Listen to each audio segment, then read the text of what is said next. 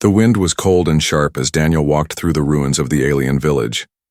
Buildings were half broken, burned and covered in dust. The war had ended here months ago, but the smell of smoke and sadness still lived in the air. Daniel was a human mechanic. He worked for the recovery teams, picking up broken tech and lost supplies. But this place, it felt different. It felt like something was watching him. He stepped over cracked stone, listening. Then, he heard it. A small sound, a soft cry. Not loud, not close. Like someone was trying not to be heard. Daniel froze. He turned his head. The sound came again, like a child whimpering. He moved slowly, pushing aside a metal sheet. Behind it, a tunnel led down into a dark basement. His light showed walls of dirt and broken crates. "Hello?" Daniel called out. No answer. He took one careful step down, then another, and then he saw her. A thin alien woman was crouched in the corner, her arms around two small children. Her skin was a soft silver blue, dirty and bruised. Her eyes, large and glowing dimly, locked onto him. In terror, the children hid behind her, shaking. She didn't speak. She only stared. Daniel raised his hands. "It's okay," he said softly. "I won't hurt you." Still, the woman didn't move. Her lips opened, but no words came out. Her hands were shaking. He reached into his bag and slowly pulled out a water bottle. He placed it on the ground and stepped back. The woman looked at the bottle. One of the children whimpered. Slowly, with weak arms, she pulled the bottle close. She let the child drink first, then the second. Only after that did she take a sip. "Thank you," she whispered. Daniel sat down near the wall, not too close. "My name is Daniel. I'm human. I work with the recovery team. I didn't know anyone was left here." The woman looked at him. "They left us," she said. "Who?" Daniel asked. "My people," she replied. "They said I was useless and my children were a burden, so they locked us here when the ships left." Daniel felt anger rise in his chest. "How long have you been down here?" "I don't know. Many days. Maybe more." I stopped counting. He looked at the children. One was thin as a stick. The other was coughing. They had no blankets. No food. "You should come with me," Daniel said gently. "I have a small ship. I can get you warm clothes and food." The woman looked away. "They will punish me. They said I was not a worthy female. My body, it is not good for breeding. That's why they threw me away." Daniel stared at her in disbelief. "That's sick." "That is our way," she said quietly. He stood and held out his hand. "Not anymore. Not if you come with me." She looked at his hand, then at her children. Her fingers trembled as she took his. As they walked up the stairs, the smaller child stumbled. Daniel picked him up and carried him. The woman stared at him. "Why are you helping us?" she asked. Daniel looked at her and said simply, "Because no one else did." They reached his ship. It wasn't big, just a transport vessel. But it had food, clean water, and heat. He gave them warm blankets and let the children rest in the medical pod. She sat in the corner, still afraid. "You can sleep," Daniel told her. "I don't know how," she replied. "Every time I close my eyes, I see them leaving us behind." He sat beside her, not touching, just being near. "You're safe now." She finally looked at him, and her voice cracked. "We have no one," she whispered. Daniel looked at the children sleeping. "Now, you have me." And for the first time she cried, not from pain, not from fear, but from hope. The next morning, Savella woke up wrapped in a thick blanket. She blinked at the soft ceiling lights of the ship. For a moment she forgot where she was. Then she turned her head and saw her children sleeping peacefully in the warm medical pod. Their breathing was soft, calm, safe. Her heart trembled. She looked around. Daniel was sitting in the pilot chair, reading something on a glowing screen. He hadn't left. He didn't run. He had stayed. Savella pulled the blanket tighter around her. Her mind whispered old warnings. Don't trust males, don't expect kindness, stay quiet and invisible. But something inside her had started to shift. Daniel noticed her awake and smiled gently. You slept, he said. That's good. She nodded slowly. It was warm. He got up and walked over to the food storage unit. I made something simple, he said. Protein broth. It's not amazing, but it's real food. Handed her a warm bowl. Her hands shook as she took it. She watched the steam rise like a ghost in the air. Her people would only feed her after the strong ones had eaten. But now, she was served first. She didn't understand why. I don't have much, Daniel said, but you and your kids can stay as long as you want. I don't live fancy, just fix ships and systems, but I'm not letting you go back to people who left you in the dirt. Savella looked at him with wide eyes. But I am nothing. I am a rejected female, no clan, no blood right. Even my name was erased. Why are you helping us? Daniel sat down across from her. You think you're nothing because someone told you that? That doesn't make it true. She blinked fast. But my hips, they said I was shaped wrong. Not good for giving strong children. The council said I was broken. Daniel leaned forward. You carried 2 children through war. You protected them with nothing but your body. And you lived. That's not broken, that's strength. Her lips parted, but no words came out. I've seen strong warriors fall apart in less time than you lasted, he added. And you're still standing. That's what matters to me. Her eyes dropped to the floor. You talk like I'm worth something. To me, Daniel said gently, you are. The silence that followed was heavy but not cold. It felt like something new was being built between them. Like trust or maybe something softer. Savella's son, barely awake, climbed into her lap. She stroked his hair slowly. They're all I have, she whispered. Daniel nodded. Then they're mine too. She stared at him. What do you mean? I mean, if you'll let me, I want to help raise them, feed them, teach them, protect them. She looked down at her hands. But that sounds like family, he said. Her heart skipped. No one had ever used that word for you. Later that day, Daniel took the ship to a neutral space station. It was old and full of travelers, mechanics, and refugees. No one asked questions. No one cared where you came from. Perfect for starting over. He gave Savella a small room beside his. The children got soft beds and little toys from the local market. Daniel even used some of his credits to buy her a simple necklace. Nothing fancy, just a blue stone that matched her eyes. When he gave it to her, she stared at it like it was a crown. No one's ever given me something just for me, she whispered. Daniel smiled. Now someone has. She wore it like armor. But not everyone liked what they saw. Some aliens in the market whispered when they saw Daniel walking with her. One called her trash blood.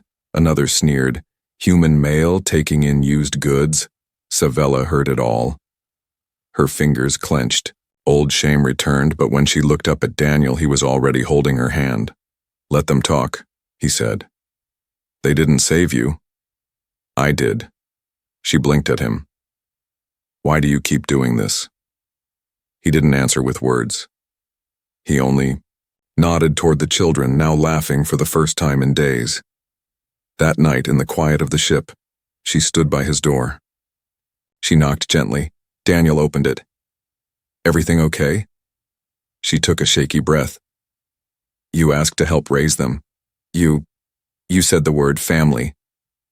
Yes, he said softly. Where I'm from, family comes with a vow, she said. A promise, a bond. Daniel's brows lifted. And? She stepped forward. Her voice was almost a whisper. If you'll have us, I will offer that bond. Not just for the children, but for me. He didn't speak right away. He simply opened the door wider and said, Then come in. And for the first time in her life, she walked into a home, not a cage.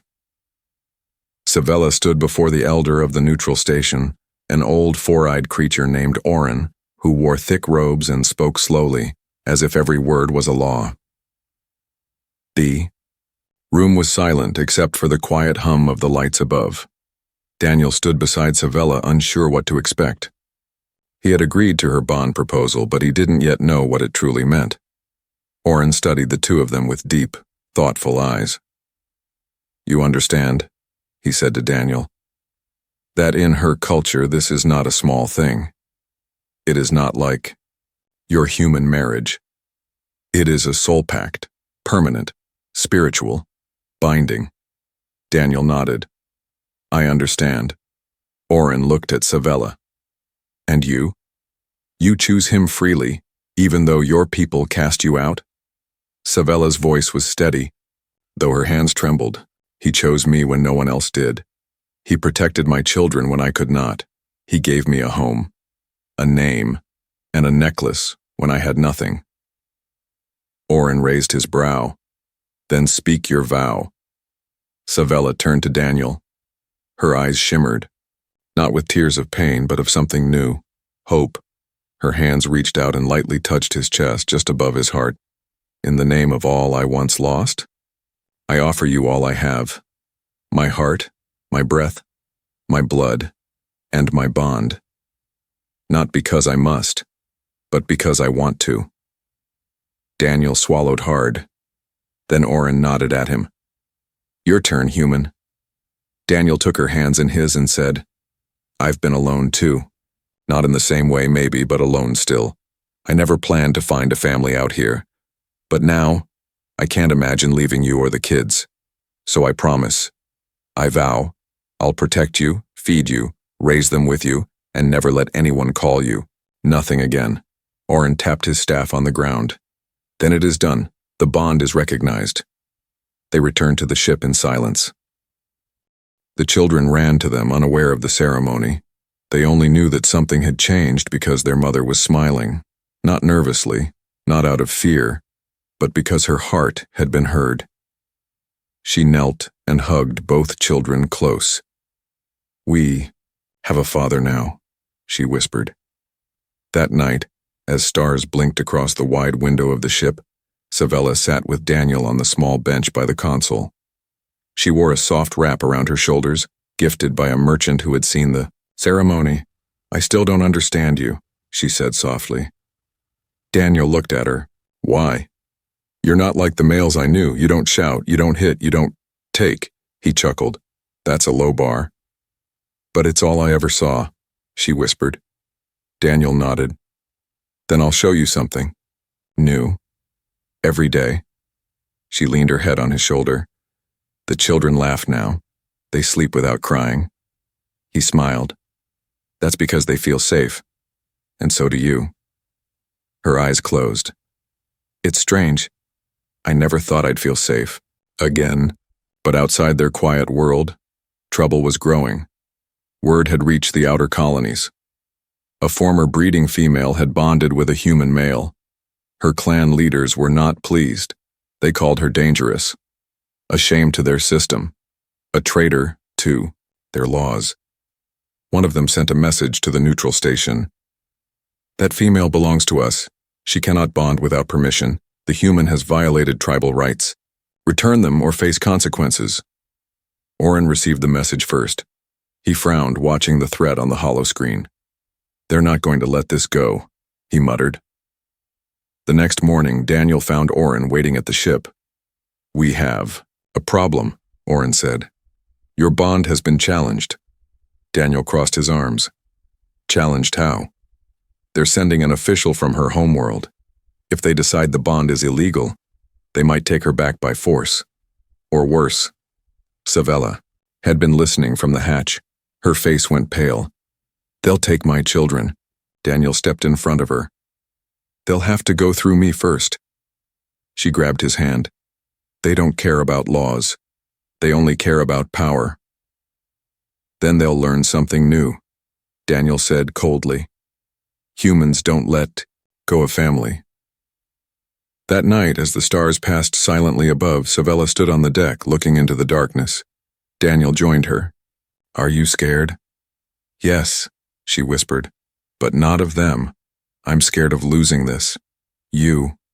The peace I found." Daniel pulled her close. "Then we'll fight for it. Together." And she smiled again, stronger this time, because even if the universe came to tear them apart, they would stand as one.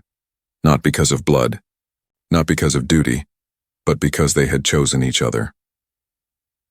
The docking siren wailed across the station. A long black ship arrived from Savella's homeworld, its surface sharp like blades, painted with her clan's symbols.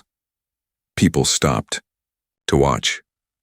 Even the merchants grew silent. Daniel stood near the edge of the platform, Savella behind him, her children clinging to her dress. Her hands were cold. Her heart beat too fast. The last time she saw that symbol, it was carved into the wall of the place where they locked her up and told her, "You are no longer a mother. You are a mistake." A group of armored officials stepped out of the ship. They marched in a straight line, not even blinking at the crowd. At the front was Commander Vreth, the one who once gave the order to abandon her. He stopped in front of Daniel and raised his chin. "You are the human who has stolen property of Clan Marava." Daniel's jaw tightened. "She's not property, she's my wife." Vreth's lips curled into a cold smile. "Not under our law. She was removed from the breeding caste.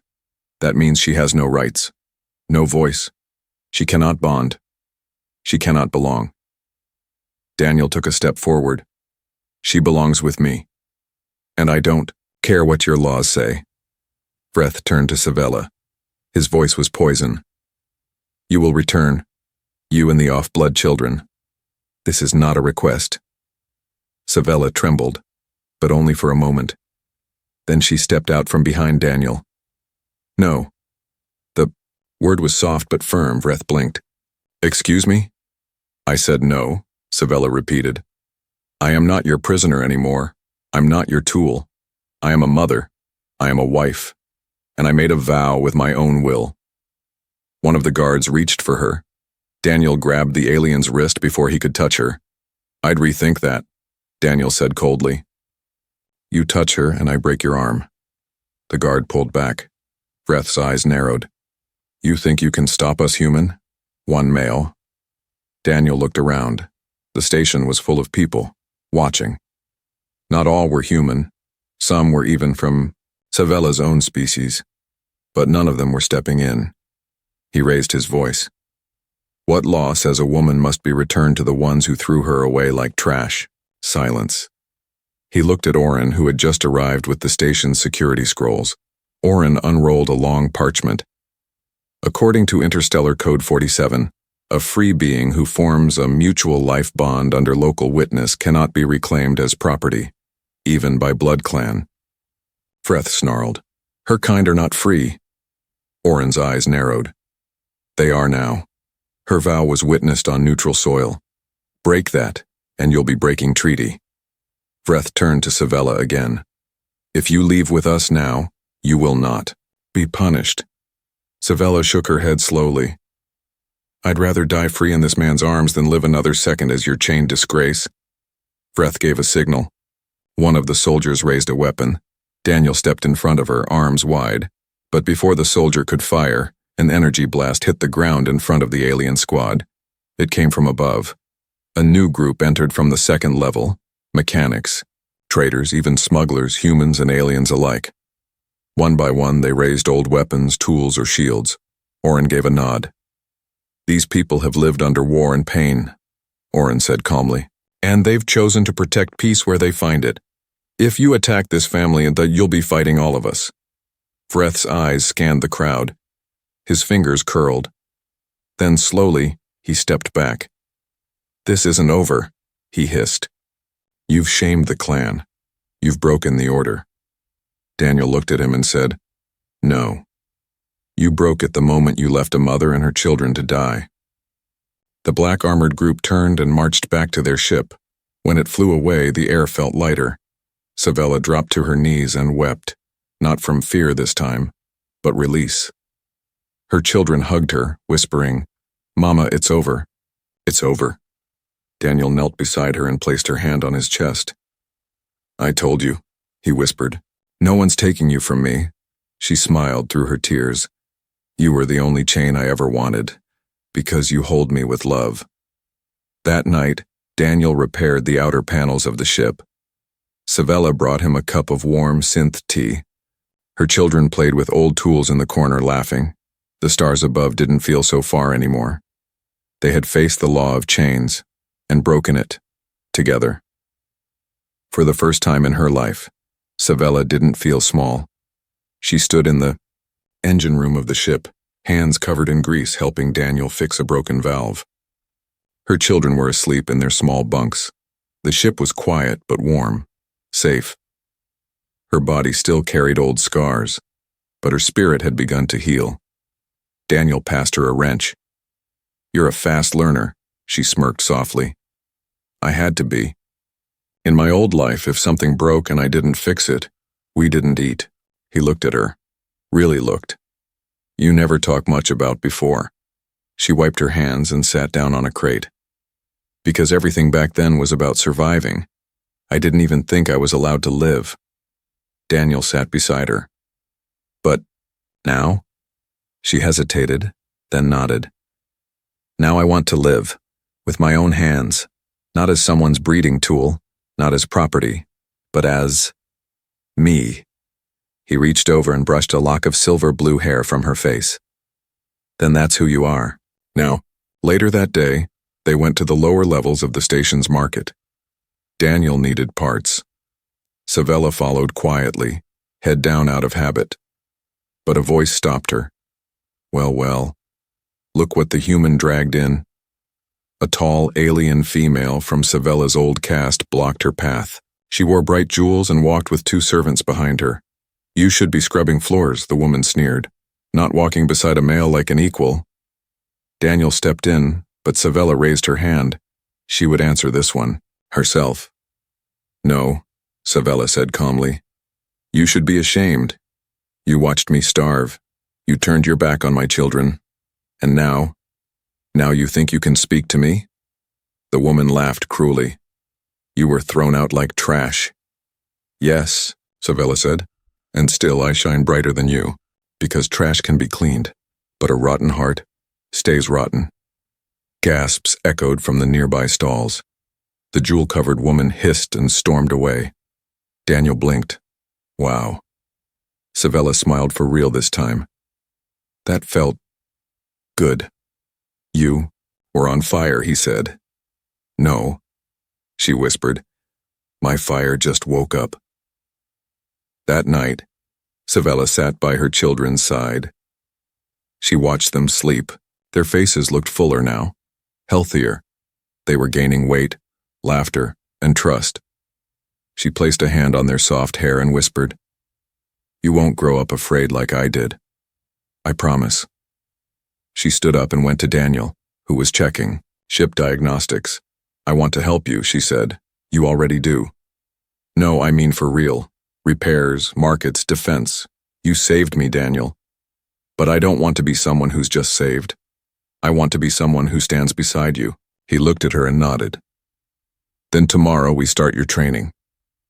The next morning, Savella was up before him. She learned how to calibrate the panels. She carried tools, read wiring maps, and even climbed up the ship's hull to seal a small crack with thermal paste. Her hands burned, her back hurt, but she felt alive. Later, they visited the range. Daniel handed her a small blaster. Her hands trembled slightly. "You don't have to use this," he said gently, "only if you want to." She stared at the weapon, then lifted it. "I was always told my hands were for holding babies, not tools, not weapons." Daniel stepped back and said, "Then let's show them they were wrong." Savella took a deep breath, aimed at the practice target, and fired. The shot hit dead center. Daniel laughed. "Remind me never to make you angry." Savella smiled, and for the first time, the smile didn't carry pain underneath. But far away, danger stirred again. Breath, humiliated by the loss on the neutral station, had begun gathering support from outlaw warbands, those who still believed in the old caste rules. He sent a silent message through the black channels. She belongs to us. The human will fall, and the children will be corrected. Back on the station, Savella sat in Daniel's arms, her head on his chest, listening to his heartbeat. "I feel different," she whispered. "How so?" "Like a fire has been lit inside me, not just to protect, but to fight, to rise, for my children, for myself, and for you." Daniel kissed her forehead. "Then I'll stand beside that fire, no matter what comes." And in that moment, she was no longer the woman who had cried in the shadows. She was becoming something stronger, something unstoppable. The stars outside Daniel's ship were still, too still. Inside the ship, Daniel sat at the controls, staring at the screen. A red alert flashed at the bottom. Unknown signal. Unregistered vessel. Silent, but moving straight toward them. Savella stepped beside him. "Is it them?" she asked quietly. Daniel nodded. "It's Vreth's clan ship, but not official. No flags. That means they're not here for law. They're here for revenge." Savella's hands tightened around the console. "He didn't take defeat well." "He's bringing a storm," Daniel said, "but we'll be ready." The next hour was silent but tense. Daniel checked the shields and activated defense protocols. Savella helped lock down the ship, hiding the children in the reinforced compartment. She gave them both a kiss and whispered, "No matter what happens, stay here. You are safe." Her oldest son gripped her sleeve. "Will they take you away? Again?" "No," she said firmly. "They can try, but they'll fail." Then she stood, straightened her shoulders, and walked to the front of the ship, where Daniel was preparing weapons. When the enemy ship landed on the edge of the station, it didn't make a sound. Its doors opened, and black-armored warfighters stepped out, cloaked in shadows, faces hidden. Vreth was not among them, but his second-in-command, Yarna, was. She had a face carved from stone and eyes that had seen too many battles. "This is your last warning," Yarna spoke through a voice amplifier. "Return the female and the hybrid children. The human may keep his life if he complies." Daniel stepped out from behind the ship ramp. He held no weapon, just his voice. "No. This is your last warning. Turn back." Savella joined him, standing at his side, shoulder to shoulder. Yarna's eyes narrowed. "You're willing to die for her?" Daniel didn't blink. "I'm willing to live with her, and kill to protect her." The first shot came without warning. A plasma bolt hit the ground inches from Daniel's feet. The battle had begun. Daniel and Savella rushed back into the ship. Lasers sliced the outer walls. Shields flickered as they took the hits. Savella grabbed the blaster Daniel had trained. Her on.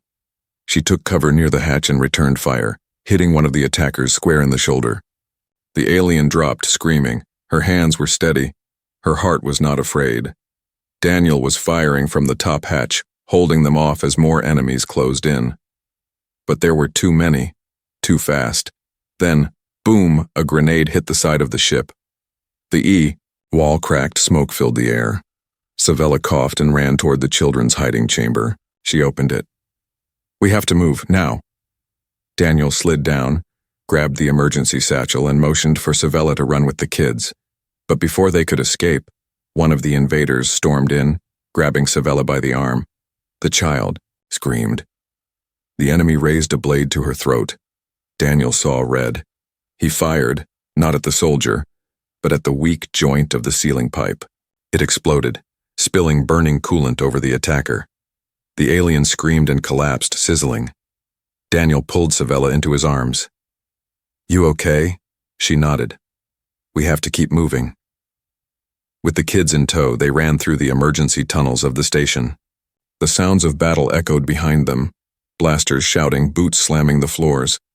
They reached the old hangar where Oren was waiting. "I called backup," the old station elder said. "But they're far." Daniel looked at the children. We don't have time. Savella turned to Oren. I'll stay. You get them out. Daniel looked at her like she was insane. No, we're staying together. But she shook her head. If I don't slow them down, they'll catch us. Daniel stepped forward. Then I'll stay with you. But before he could say more, Savella pulled him into a kiss, quick, fierce, and full of fire. You promised to protect us, she said. This is how. She handed him the blaster and pushed him toward the kids. Go. He didn't want to go. But her eyes told him, trust me. Daniel turned, lifted both children, and ran. Back in the hangar, Savella stood alone, one blaster in hand, the other hidden under her belt. She waited in silence. When the soldiers stormed in, she raised her voice. I was weak once, you left me to die, now look at me. She fired again and again, hitting 1, 2, dodging behind crates, using every skill Daniel had taught her. But she was only one, and they were many. She was hit in the side. She gasped, dropped to her knees. Jarna stepped forward. You could have lived with dignity. Savella coughed, blood on her lips. I found my dignity the day I left you behind. Then, boom. An explosion ripped through the ceiling. Smoke. Screams. And through the smoke Daniel returned, blaster blazing, eyes burning with fury. You didn't think I'd leave her, did you? He growled. Together, they fought. Side by side. Blood and fire. Grit and love. By the time the station guards arrived, the enemy had been driven back. Daniel held Savella close, her body wounded, but breathing. She looked up at him. Still think I'm weak? He smiled, tears in his eyes. You're the strongest person I've ever known. Savella opened her eyes to warm light. She was lying in the ship's medical bed. Her side was wrapped in clean bandages. The pain was there, but it no longer ruled her. Her first thought was, are the children safe? Then she turned her head and saw them.